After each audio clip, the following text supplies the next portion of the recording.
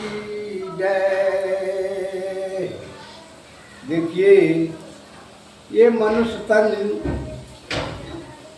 बहुत ही पूर्ण मनुष्य जब करता है तब ये जाकर मनुष्य का शरीर मिलता है। क्योंकि रामचरितमानस में भी श्री तुलसीदास गोस्वामी जी ने लिखा है, गोस्वामी तुलसीदास जी ने लिखा है, अरु बड़े भाग्य मनुष्य तन पावा, सुर दुर्लभ सब ग्रंथ गावा। इसलिए इस शरीर को ऐसे ही बेकार मत जाने देना बंधुओं। बड़े भाग्य से जब ईश्वर की कृपा होती है तब ये मानव का शरीर मिलता है। इसी क्रम में कहना है भजन के माध्यम से,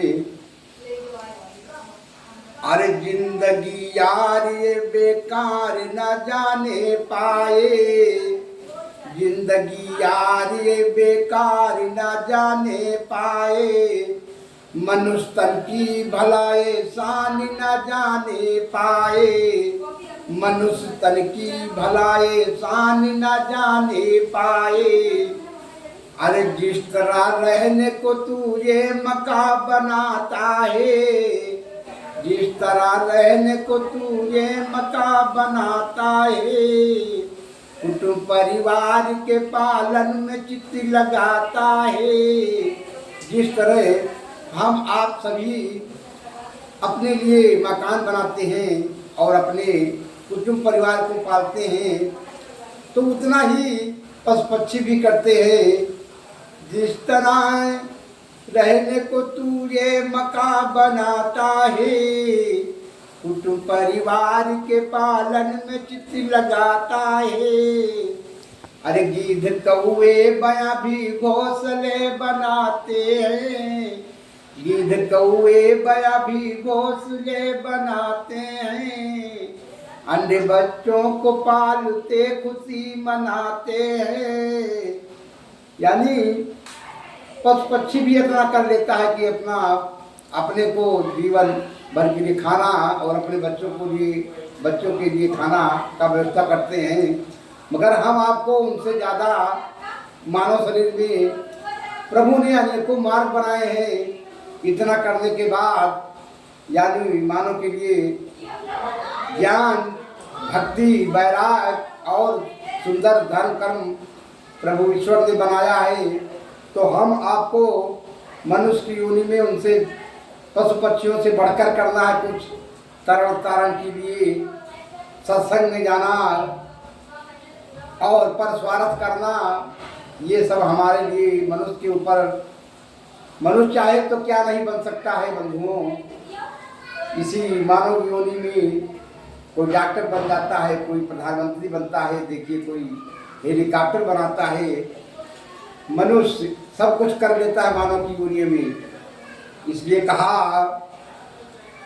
अरे इनसे क्या ज्यादा किया, इनसे क्या ज्यादा किया कौन बताने आए, मनुष्य तन की भलाई शान न जाने पाए। और देखिए अगली चौपाई में कहा, छल कपट करके तू लाखों का धन कमाता है, दान शुभ कर्म में कौड़ी नहीं लगाता है, दान शुभ कर्म में कौड़ी नहीं लगाता है। अगर आपको 100 रुपया कहीं मिल जाए तो उसमें से 1 रुपया जरूर अच्छे कर्म में लगाना चाहिए, क्योंकि इसके लिए भार कम हो जाता है, पाप कम हो जाता है मनुष्य का। और यही 1 रुपया आपको आगे सहायता करेगा। कहा, चींटी चूहे तो बड़े ढंग से जमा करते, चींटी चूहे देखिए जब गेहूं में बाली आ जाती है तो चूहे काट काट कर गड्ढे में रखते हैं कि ये हमको आगे के लिए काम करेगा। इसीलिए मानव को भी भजन भक्ति भाव करना चाहिए कि ये हमारे आगे के लिए है। हम जितना खाने के लिए कर रहे हैं वो तो है ही है, मगर भजन भक्ति सत्संग अगर मनुष्य करेगा तो आगे के लिए काम आएगा। चींटी चूहे तो बड़े ढंग से जमा करते, आप खुद खाते हैं औरों का पेट भरते हैं।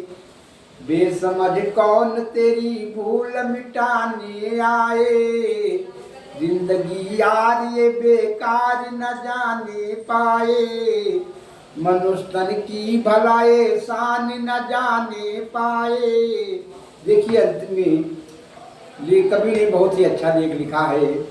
कहा कि अगर ये नर शरीर को पाकर अगर मनुष्य पार नहीं जाएगा तो क्या पशु पक्षियों का जन्म लेके पार जाएगा? नहीं जाएगा, किंतु नहीं जाएगा। परंतु ये नर शरीर को पाकर न पार जाएगा, क्या गधा सुअर का जन्म लेके मुक्ति पाएगा?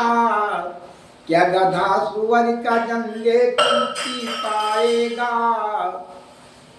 कहा यानी अगर मानव शरीर में मनुष्य पार नहीं जा पाएगा भवसागर, तो ये पशु पक्षियों की योनियों में पार नहीं जा पाएगा, क्योंकि उसमें मार्ग ही नहीं ऐसे बने हैं। मानव शरीर के लिए अनेकों मार्ग प्रभु ने बनाया है। तो याद कर गर्भ में क्या कौल किया था तूने, जब मनुष्य गर्भ वासना में था तो प्रभु से गुहार लगाया, प्रभु हमको इस नरक से बाहर करिए, मैं बाहर आकर आपके भजन भाव करूँगा। मगर वो यहाँ जो ही धरती पर आता है वो अपना करार भूल जाता है। याद कर गर्भ में क्या कौल किया था तूने, न भूलूंगा तुझे, न भूलूंगा तुझे इकरार किया था तूने, न भूलूंगा प्रभु इकरार किया था तूने। अरे गर्ज कौन तुझे याद दिलाने आए, अलगर्ज कौन तुझे याद दिलाने आए। मनुष्य तन की भलाई शान न जाने पाए, जिंदगी यार ये बेकार न जाने पाए। मनुष्य तन की भलाई शान न जाने पाए। बोलिए सतगुरु भगवान की जय।